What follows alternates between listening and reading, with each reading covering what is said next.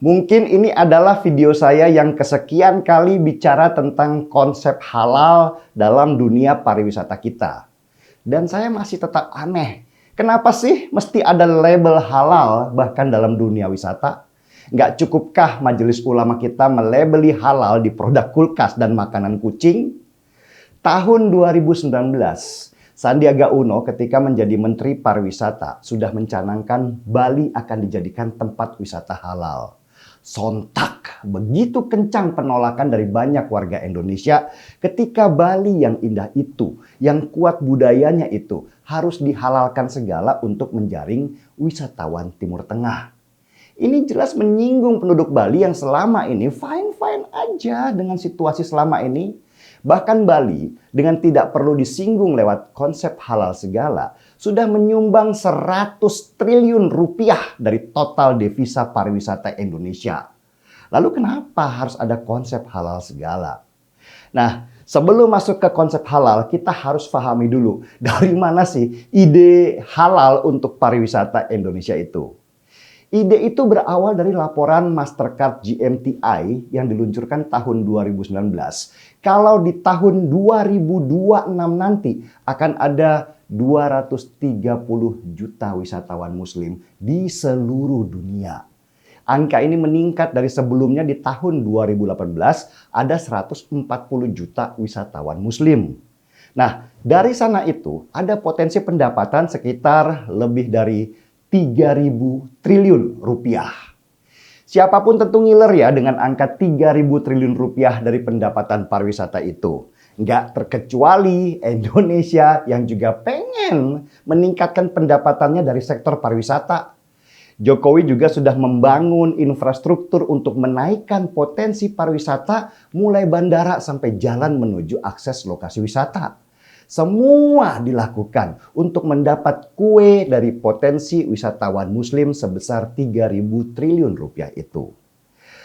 Tapi sayangnya, karena saking buta dan gagapnya kita, kaget dengan potensi pendapatan 3.000 triliun rupiah dari wisatawan muslim seluruh dunia, akhirnya muncullah keputusan-keputusan bodoh yang bukannya membuat pariwisata kita terbangun, malah jadi ketawaan banyak orang. Contohnya nih ya, karena pengen menjaring pendapatan dari sektor wisatawan muslim, maka dulu pemerintah Nusa Tenggara Barat sempat hampir mencanangkan konsep pendakian syariah. Yang dipilih adalah Gunung Rinjani.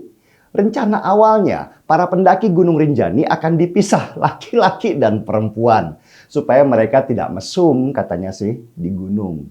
Langsung aja keinginan menjadikan Gunung Rinjani jadi gunung syariah. Itu jadi ketawaan banyak orang. Akhirnya keinginan itu buru-buru diralat dan Gunung Rinjani tetap jadi pendakian seperti sekarang. Ada lagi nih, gara-gara nafsu pengen dapat pendapatan dari wisatawan muslim dari seluruh dunia, pantai di Pulau Santen Banyuwangi juga pernah dijadikan pantai syariah. Di sana sempat dipasang papan pengumuman, laki-laki dan perempuan yang ke pantai harus terpisah. Meskipun banyak penolakan, tapi peraturan itu kabarnya tetap dilaksanakan. Dan akhirnya apa yang terjadi? Pengunjung turun drastis. Lagian emang siapa yang mau dipisah pas wisata ke pantai? Lah masa satu keluarga harus berpisah hanya gara-gara wisata ke pantai? Dan karena pendapatan wisatawan ke Pantai Santen terus turun, akhirnya plang yang berisi peraturan memisahkan lelaki dan perempuan ke pantai itu diturunkan sendiri oleh warga sekitar. Yang malah rugi karena nggak ada yang datang. Kapok kan? Di mana sih sebenarnya salah pemerintah kita dalam menerapkan konsep untuk menjaring wisatawan muslim dunia? Salahnya adalah terlalu lebay, gagap, dan bodoh dalam menafsirkan perkembangan yang terjadi. Begitulah kalau sok religius, akhirnya dalam mengambil keputusan yang mudah saja nggak bisa. Kalau misalnya ingin menjaring wisatawan muslim dari seluruh dunia, jangan malah daerahnya dijadikan syariah. Kalau cuma syariah, ya ngapain ke Indonesia? Di Timur Tengah sana loh, udah banyak yang syariah, yang halal. Wong mereka pengen wisata ke tempat yang berbeda, kok dikasih yang sama? Mikir nggak sih? Arab Saudi aja udah membuka diri supaya wisatanya maju. Ini Indonesia malah mundur ke belakang hanya gara-gara wisata halal.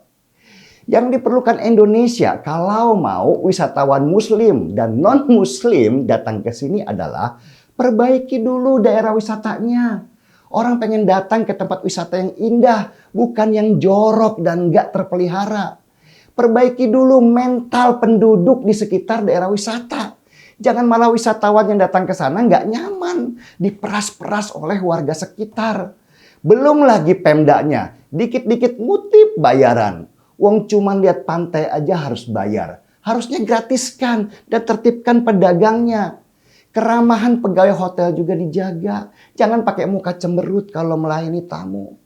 Kalau cuma pengen nunjukin mana restoran yang nggak jual babi misalnya, atau di mana tempat sholat terdekat misalnya, ya latih dong tour guide-nya. Atau bikin aplikasi kayak Google Map yang menunjukkan di mana sih tempat ibadah terdekat, di mana sih restoran yang halal. Simpel kan?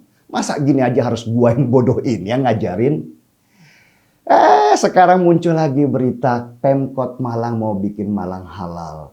Dia kembali mengulang kesalahan sama yang itu-itu aja. Nggak belajar dari kesalahan penerapan waktu Bali mau dijadikan wisata halal.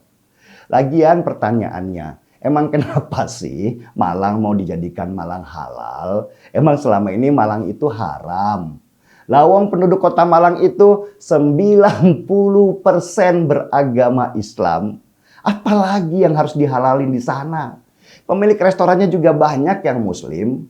Mau cari masjid, emang masjid jarang di Malang. Tumplek, blek masjid di sana. Terus ngapain susah nyarinya? Keputusan lebay beginilah yang membuat warga Malang jadi bergerak. Logika berpikir mereka menolak konsep yang seperti cari muka itu.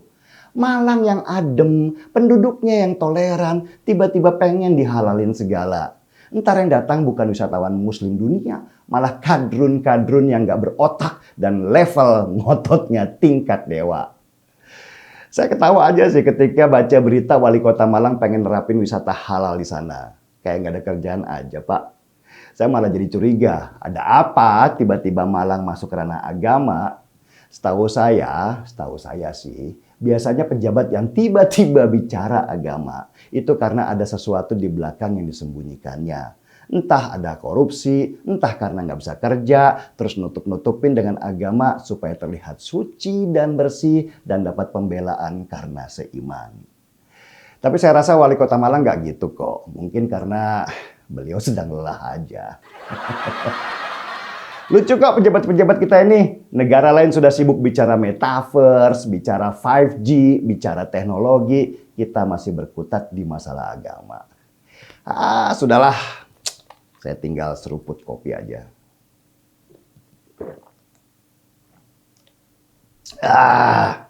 Markiput, mari kita seruput.